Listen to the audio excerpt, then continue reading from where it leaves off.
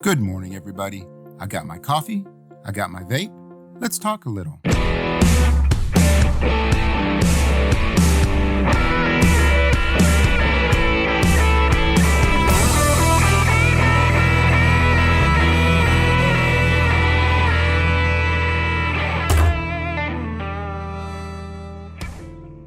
So today I wanted to talk about something that seems very small at first, but can have a major impact on my peace, how I interact and receive information from others, and how others see me.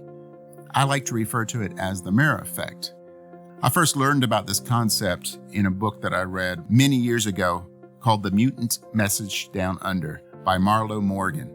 Now, this is a really cool book. It's a little new agey, but it's a very cool story that is placed in a scenario of being real, which really kind of helps. But this was one of the concepts that they talked about. But before we get into all that stuff, let's take a sip.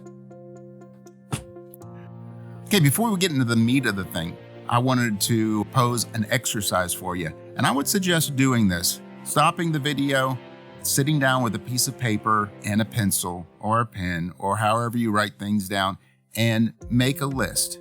This is going to take some imagination, but I want you to think of somebody that you most despise. Maybe not despise, but someone that just really gets on your nerves or has gotten on your nerves. Just think about that person. Can you feel it? Can you picture them? Are you starting to get a little pissed off just thinking about them? Good, you're following along. Now, I want you to think about the worst experience. If you were to see them today and get a conversation and everything was just as it always has been, what things would they do that would just really annoy you? And I want you to write those down. Make a list. It doesn't matter how long it is. Just write down the first things that come to your mind over and over and over and over and over again. Okay, did you do it? I hope you did. Now, I want you to take the other angle. I want you to think of that person in your life or that has been in your life or somebody that you barely knew or actually knew from afar that you most admire and respect. Somebody that just brightens your day just to think about them. Okay, do you see them? All right, I want you to make a list of everything you most love about this person. Again, it doesn't matter how long it is, just jot the first things that come down and keep going until you stop. All right, hold on to that list. We're going to get back to it later. Now, I am a strong believer in synchronicity. Synchronicity is how things work together in a synchronous way. The main aspect of my belief is that everything that happens to us happens for a reason, including the people that come into our lives. And yes, that means the good and the bad. We are drawn to others who need us or who we need or both, for some given situation or task that they're trying to complete or want to complete or to grow. And each person that we give any thought to, even if it's somebody passing that we have a passing thought, man, why did they wear those shoes? Nice hair, dude. You know, they are a mirror and or a projection of aspects that we perceive in ourselves, of things we don't like about ourselves, are embarrassed about ourselves, or things that we aspire to become. It was Carl Jung who first said it. Everything that irritates us about others can lead us to another understanding. I found this in Mutants from Down Under. It's a book about a lady from, I believe, New York. I think she was a reporter or some professional writer or something like that, who found her way to Australia and wound up with Aborigines that were nomads and lived a very simple life with no belongings and completely relied on what came to them for their survival. And they have this concept that when you're sitting at the campfire, the person that you see across from you is a mirror of you. If there's something that bugs them, it's something that you don't like in yourself. And again, if there's something that you really like about them, that's something that you wish to strengthen in yourself. Now remember that what we don't like about them is not necessarily something that's wrong with us. It's an aspect of ourselves that we perceive as something that we don't like or that we're embarrassed about. It's something that isn't a part of the best version that we see of ourselves. I'm going to take this concept just a little bit further. At different times in my life, I realized that this mirror effect is actually an opportunity. It was an opportunity for me to analyze, prioritize, and set a game plan for my personal growth and where I wanted to go.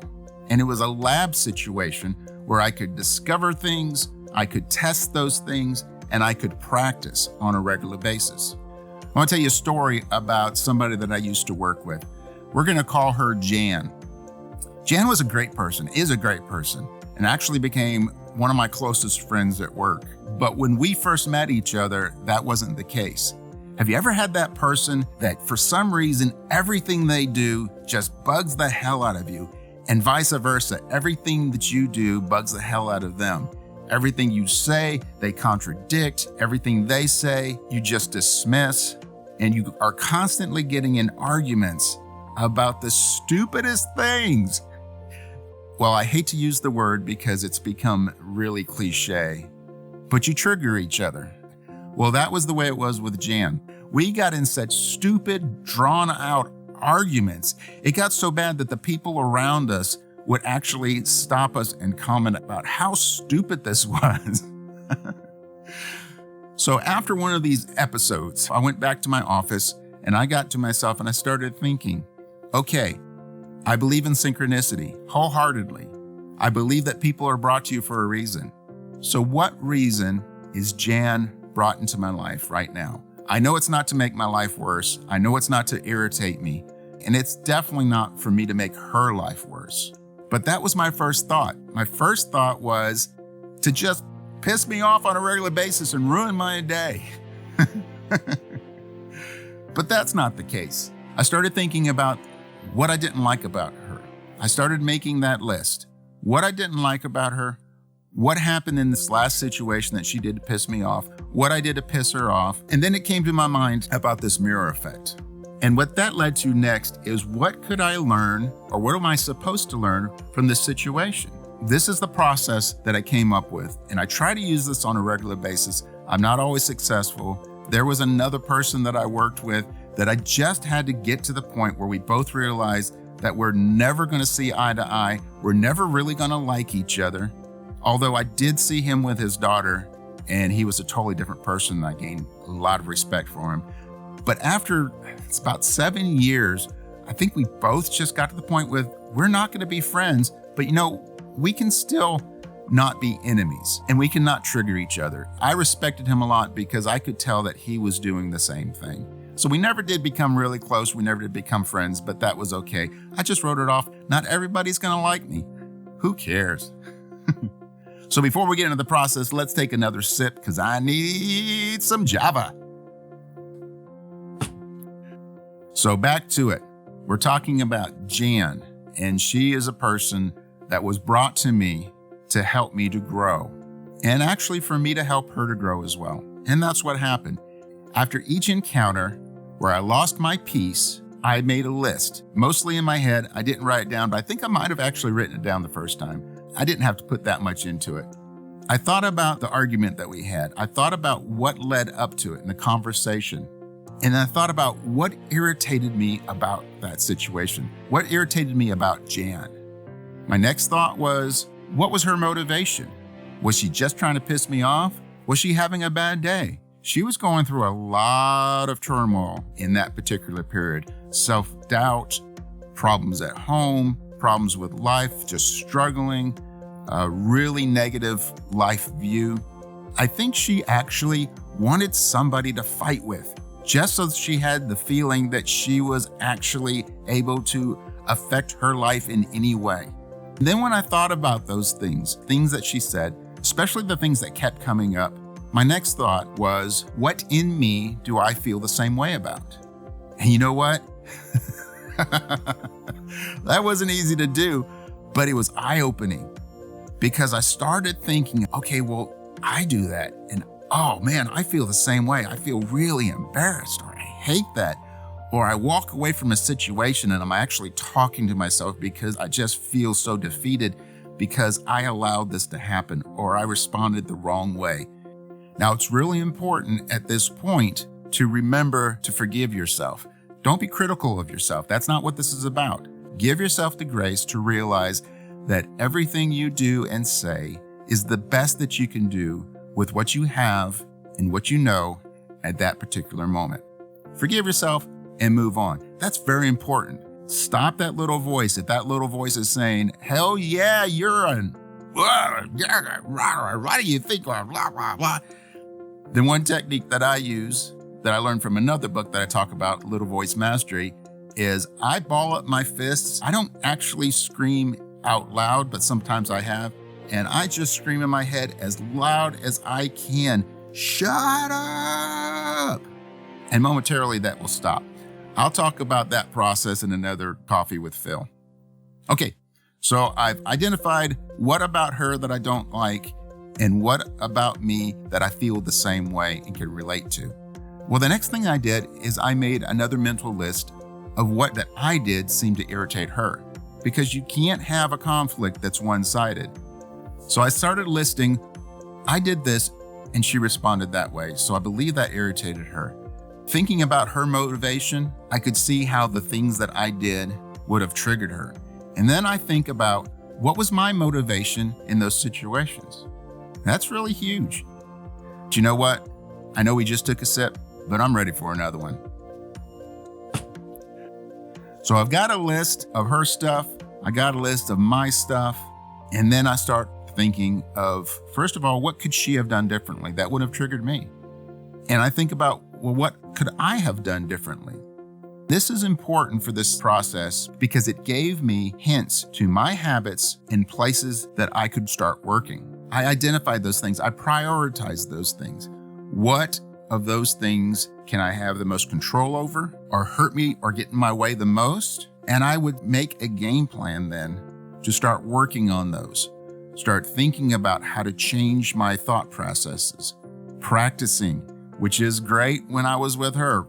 Practice being mindful of the situation, kind of being a third person outside of it and telling myself, okay, Phil, remember this is that. You could do that one thing and it's probably gonna make the situation different.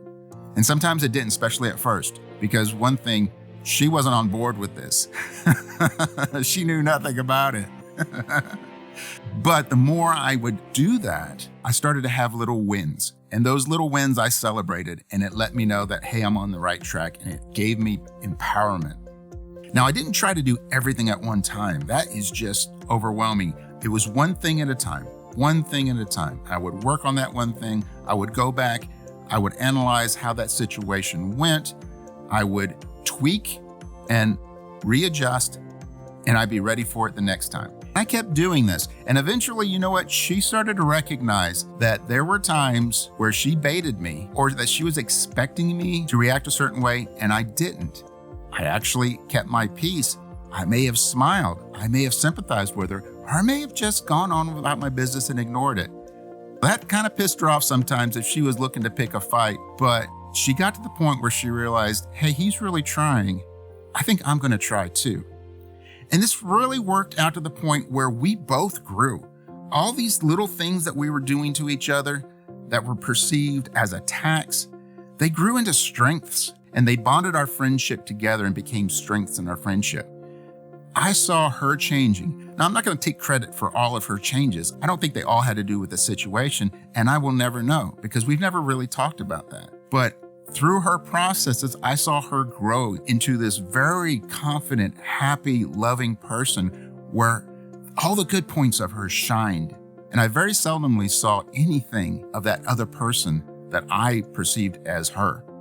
So here's the caveat to this. How do I keep my peace using the same process? It really doesn't have anything to do with this growth process, but it definitely uses the mirror concept. When I'm in a situation that seems like it's turning into a conflict, I have developed this technique which took a long time to perfect, and that is I automatically go to that third person perspective. And I start thinking, okay, I could jump on that. I could contradict them. I could call them on that for absolutely sure. I might win this and I might come out of it looking or at least feeling like, I'm strong because I defeated this foe. But I think of, okay, what are the priority of needs? How important is it for me to win? And how important is it for them to win? Or how important is it for there not to be any conflict for either of us? And this kind of helps me to see things from their perspective and not project my bad day, my past experiences, people I've known, my fears and insecurities on that person at this particular moment. I start thinking, I really don't think that they are really wanting to attack me personally, but maybe they're doing all those things I just mentioned. What are the priority of needs at this particular moment? Is it important for them to be right or to carry on their day without being challenged? Or is it mine? You know, it really works both ways. I think more often I see that their priority is more important than my priority at the time. But sometimes it doesn't work that way. Sometimes it's really important for my viewpoint to come through. Then I also think, well, Phil, how important is it for you to win? Is it more important for you to keep your peace, for them to keep peace, for this not to escalate into something where somebody says something they don't mean that changes the relationship or makes it worse? And you know what? 99.999999999% of the time, it's not important for me to win at all. It's an ego thing. Matter of fact, it helps me to realize that I probably am projecting on them, or I'm reacting to them like they are a past situation or past person or past conflict that I had.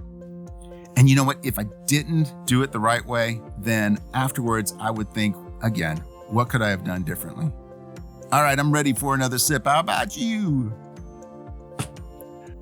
So that was a lot for a very simple concept, but this really helps me. It's helped me to keep my peace so I can stay focused on what I really want to do with my days. It helps me to stay centered. It helps me to release past baggage that I am carrying around into every new relationship and every new situation. And it just gives me an opportunity to grow. So if you're new to this channel and you just found me or you were referred to me, have a look around. See what you like, what you don't like, and I hope you find enough that you like that you might think about subscribing or sharing. Please comment. This isn't a new concept just to me. I know a lot of people have discovered this, have read about it or heard about it. Let me know your experiences. Let me know if you have another caveat or maybe something that I'm not seeing the right way or could do better. I really appreciate that. Make sure you hit that ringy-dingy thing so you're notified the next time I make a video. I have a feeling there's an estate sale video coming out next week. And as always, no matter what tune that life plays you, always find your groove. Thanks for hanging out with me. Thanks for being my mirror, and I'll talk to you next week.